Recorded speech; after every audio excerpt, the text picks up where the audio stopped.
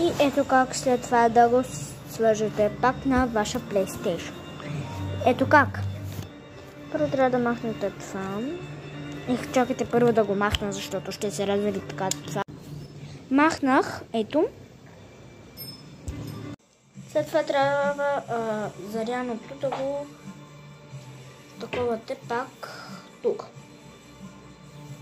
На PlayStation. Ето. Още. Не трябва да го включите тук, защото ще се включи на лаптопа. Трябва от това.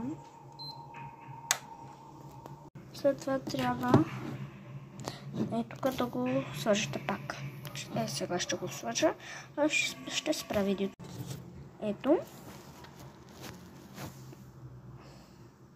Да покажа сега акаунтите и след това пак го включите от тук. И сега ще видите. На то дори сега трябва да натискате. И вече си е свързан обратно. Ето, махам.